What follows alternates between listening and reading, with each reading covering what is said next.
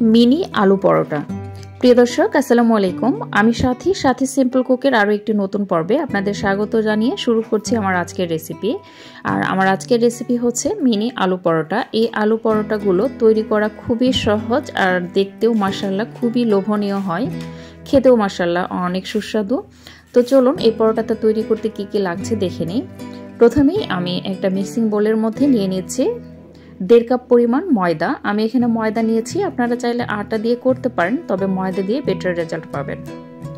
দেন এর সাথে অ্যাড করে দিচ্ছি 1/2 চা চামচ লবণ, সয়াবিন তেল দিয়ে দিচ্ছি 2 টেবিল চামচ মতো,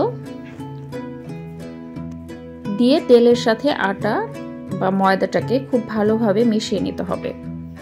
আমি হাত দিয়ে এভাবে চেপে চেপে বেশ কিছুটা সময় নিয়ে একটু মেখে নিয়েছি। আর যখন এভাবে হাতের মধ্যে মুঠবন্দি করলে পড়ে যাবে না, আবার একটু প্রেস করলে দেখবেন যে ঝুরঝুর করে পড়ে যাবে, তাহলে বুঝবেন যে ময়দাটা খুব ভালোভাবে তেলের সাথে মিশে গেছে।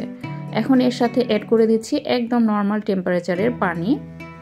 আমি এখানে 1 কাপ পানি নিয়েছি, দেখি কতটা লাগে, আমি তারপর অবশ্যই আপনাদেরকে পানির পরিমাপটা জানিয়ে দেব। তো এভাবে আস্তে আস্তে পানি দিয়ে আমি ময়দার ডোটা, রুটি বা পরোটার ডোটা যেভাবে তৈরি করে সেভাবে একটা ডো তৈরি করে নিয়েছি। আর এই যে এতটা পানি বেঁচে গেছে, মোটামুটি 1/4 কাপ মতো পানি লেগেছে। মাখানো হয়ে গেলে এর উপর সামান্য একটু সয়াবিন তেল দিয়ে আমি এই ডোটাকে রেস্টে রেখে দিচ্ছি 10 মিনিটের জন্য। একটা ঢাকনা দিয়ে ঢেকে একপাশে রেখে দিচ্ছি। আর এই সময়ের মধ্যে আমি পুরটা রেডি করে নিই। আগে থেকে এভাবে আমি আলুটাকে সেদ্ধ করে রেখেছিলাম, 3টা আলু আমি সেদ্ধ করে রেখেছিলাম। তো এই আলুটাকে খুব ভালোভাবে ম্যাশ করে নিলাম।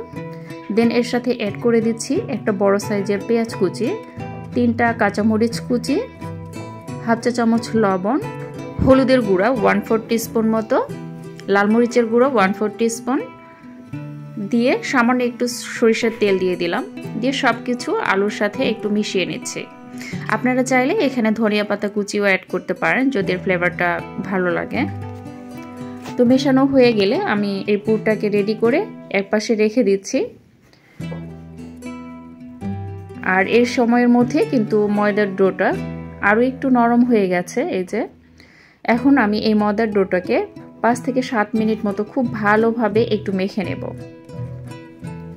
এভাবে হাত দিয়ে চটকিয়ে চটকিয়ে বেশ কিছুটা সময় নিয়ে একটু মথে নেবেন, তাহলে পরোটাগুলো অনেক বেশি সফট হবে। মথে নেওয়া হয়ে গেলে আমি 3টা লেচি কেটে নিয়েছি। একটা লেচি থেকে আমি এখন রুটি বেলে নেব, আর বাকি লেচিগুলো একটু ঢাকনা দিয়ে ঢেকে রেখে দিচ্ছি, না হলে কিন্তু উপরটা ড্রাই হয়ে যাবে। তো সামান্য একটু ময়দা ছিটিয়ে আমি এখন খুব বড় সাইজের একটা রুটি বেলে নিচ্ছি। পরোটা যতটা পুরুত্ব থাকে ঠিক ততটা পুরুত্ব নিয়ে আমি একটা রুটি এভাবে বড় করে নিয়েছি। দেন যে পুরটা রেডি করে রেখেছিলাম এই রুটির উপর এভাবে চামচ দিয়ে বিছিয়ে দিচ্ছি। আর এক পাশটা একটু খালি রেখেছি, আপনারা চাইলে কিন্তু পুরো রুটিটা জুড়ে পুরটা সুন্দরভাবে এভাবে বিছিয়ে দিতে পারেন। এতে করে সাইজগুলো একটু ছোট বড় হবে। যদি বিভিন্ন সাইজের চান সেক্ষেত্রে পুরো রুটিটাই কিন্তু আলুর পুর দিয়ে এভাবে ঢেকে দিতে পারেন। আমি বিভিন্ন সাইজের করেছি, সেই জন্য পুরো রুটি কিন্তু পুর দিয়ে ঢেকে দিয়েছিলাম। দেন এই যে এক পাশ থেকে এভাবে আস্তে আস্তে রোল করে নিচ্ছি। কাজটা কিন্তু খুবই সোজা, আপনারা দেখলেই বুঝতে পারবেন যে এটা আমি কিভাবে করেছি। এ পর্যায়ে একটা কথা বলছি, যারা আমার ভিডিওটা দেখছেন যদি ভালো লাগে তাহলে অবশ্যই একটা লাইক দেবেন। আর খুব বেশি ভালো লেগে থাকলে ফ্রেন্ডস ফ্যামিলির সাথে শেয়ার করতে পারেন। যদি চ্যানেলে নতুন হয়ে থাকেন আর এরকমই আরও ভিডিও দেখতে চান তাহলে আমার চ্যানেলটিকে সাবস্ক্রাইব করে পাশে থেকে বেল আইকনটিকে প্রেস করে রাখবেন। এতে করে নতুন ভিডিও আপলোড দেওয়া মাত্র আপনার ফোনের নোটিফিকেশনটি সবার আগে পৌঁছে যাবে। ফেসবুক পেজ থেকে যারা দেখছেন তারা অবশ্যই একটা ফলো দিয়ে রাখবেন। এই যে কোনো বেলাবেলির ঝামেলা নাই, জাস্ট হাতের আঙ্গুল দিয়ে এভাবে প্রেস করে নিলেই হয়ে গেল পরোটাগুলো রেডি।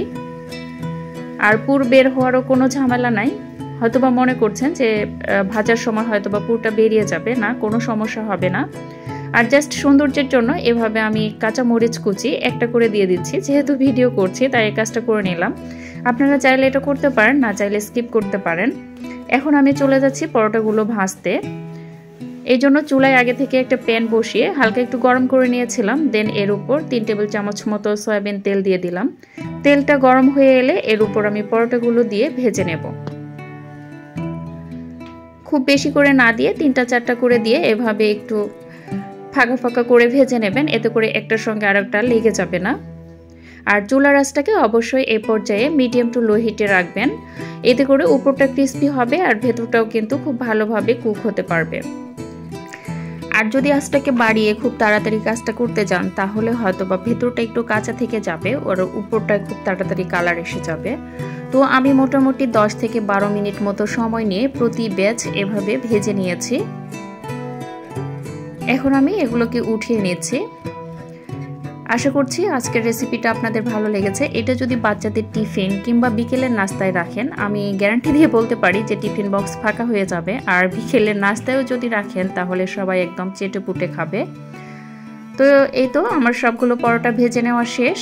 এখন আমি এটি সার্ভ করছি। এটি টমেটো সস দিয়ে খেতে কিন্তু খুবই ভালো লাগে, আর বাচ্চারা সচরাচর কিন্তু সসটা খুব ভালো পছন্দ করে, মোটামুটি বেশিরভাগ বাচ্চাই আর কি। তো সস দিয়ে যদি এটা খেতে দেন দেখবেন যে একদম চেটেপুটে খাবে। তো এই ছিল আমার আজকের রেসিপি। আশা করছি সবার ভালো লেগেছে আর সহজও লেগেছে। দেখা হবে আগামী পর্বে এইরকমই সহজ আর মজাদার কোনো রেসিপির সঙ্গে। সে পর্যন্ত সবাই ভালো থাকবেন, সুস্থ থাকবেন আর আমার জন্য দোয়া করবেন। তো আজকের মতো বিদায় নিচ্ছি। আল্লাহ হাফেজ।